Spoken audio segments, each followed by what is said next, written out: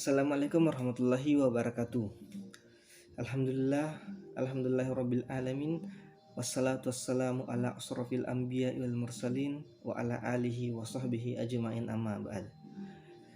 Pertama-tama, marilah kita panjatkan puji syukur kehadirat Allah Subhanahu wa taala yang telah memberikan kita beribu-ribu kenikmatan, baik itu nikmat iman, Islam ataupun nikmat sehat wal afiat, sehingga kita masih dapat melaksanakan kegiatan belajar sampai hari ini tanpa ada kekurangan satupun. Kepada yang terhormat Bapak dosen dan Bapak Ibu dosen dan temanku semua yang berbahagia. Sebelum memulai, marilah kita haturkan syukur kita kepada Allah Subhanahu wa taala yang tiada henti memberikan rezekinya kepada kita semua yang ada di sini. Alhamdulillah. Salawat serta salam semoga akan tercurahkan kepada Nabi Muhammad SAW. Allahumma shalli ala sayyidina Muhammad.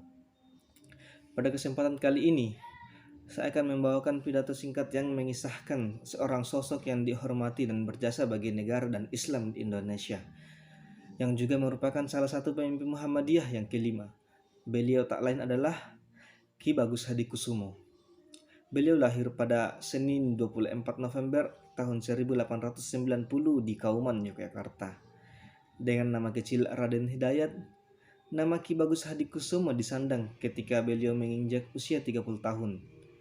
Nama Ki Bagus Hadikusumo melegenda setelah ditetapkannya sebagai pahlawan perintis kemerdekaan nasional Indonesia pada 5 November 2015 oleh Presiden Joko Widodo.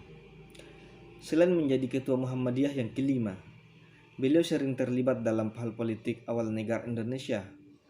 Salah satunya yaitu bergabung dengan anggota BPUPKI yang memberikannya tempat untuk membagikan pikiran dan pandangan Islam kepada pengurus lainnya.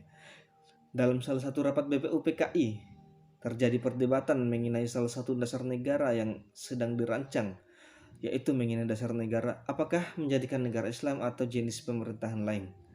Perdebatan ini membuat dua kubu, yaitu pertama kubu nasionalis kebangsaan dan nasionalis Islam. Pada tanggal 1 Juni 1945, dibentuk panitia kecil yang beranggotakan 8 orang. Salah satunya adalah Ki Bagus Hadikusumo. Tugas panitia 8 ini adalah mengidentifikasi usul dasar negara yang dilakukan panitia BPUPKI. Berdasarkan panitia 8 ini, ada perbedaan pendapat tentang dasar negara Indonesia, yaitu golongan nasionalis Islam menghendaki negara berdasarkan syariat Islam, sedangkan nasionalis kebangsaan menghendaki negara tidak berdasarkan hukum agama tertentu. Dalam sidang tersebut, Soekarno menyebut nama Ki Bagus Hadikusumo 10 kali, sebab beliau segan terhadap Ki Bagus Hadikusumo. Walaupun dalam beberapa persoalan dan pendapat keduanya itu berbeda pendapat. Hingga hasil akhir rapat, terciptalah Piagam Jakarta yang isinya pertama, ketuhanan yang Maha Esa, kedua, kemanusiaan yang adil dan beradab, dan seterusnya. Namun banyak pihak non-Islam yang keberatan dengan sila pertama karena terlalu condong ke salah satu agama. Bahkan Ki Bagus juga mendukung untuk memperbaiki lagi kalimat tersebut hingga akhirnya berubahlah menjadi ketuhanan yang Maha Esa karena itu bersifat lebih universal. Dalam salah satu buku yang dituliskan pemikiran Hadikusumo tentang model politik di Indonesia ada 3, yaitu pertama, negara demokrasi Islam. Pada negara ini terjadi persatuan antar agama dan Islam secara mutlak dengan bersatunya pemegang kekuasaan dan agama. Akan tetapi model ini kurang pas jika diterapkan dalam negara Indonesia karena masyarakat Indonesia terdiri dari bermacam-macam suku, ras, dan agama. Kedua, negara demokrasi agama. Model negara ini lebih bersikap terbuka dan netral terhadap agama. Nilai-nilai agama ditanamkan dalam penyelenggaraan hukum negara dan adanya jaminan kebebasan untuk warga negaranya memeluk agama sesuai dengan keyakinannya masing-masing. Ketiga, ada negara sekuler. Pada model ini ada pemisahan antar negara dan agama dan negara berjalan sendiri sesuai dengan tugasnya. Konsep pemikiran Ki Bagus Hadikusumo mengenai pandangannya bahwa tidak ada pemisahan antar negara dan agama. Agama merupakan pondasi suatu negara.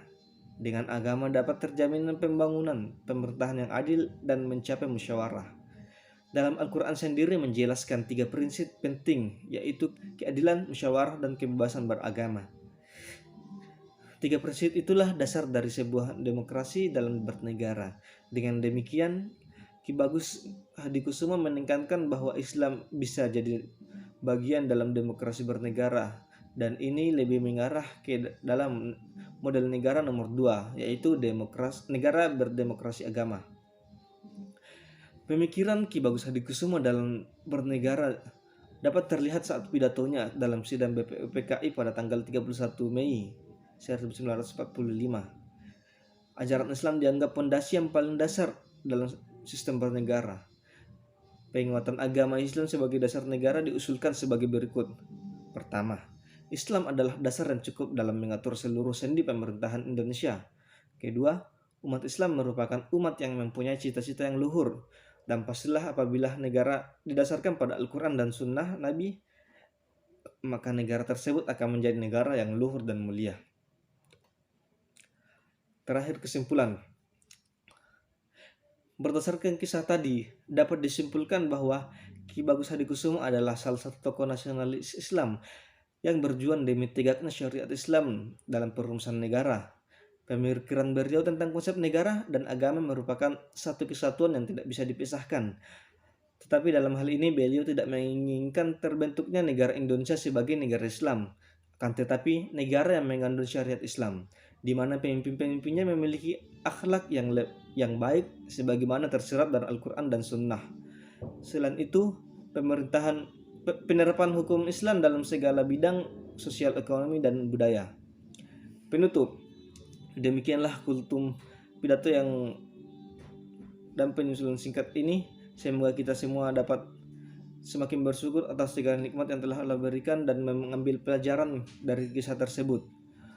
Wabillahi taufiq wal hidayah. Assalamualaikum warahmatullahi wabarakatuh.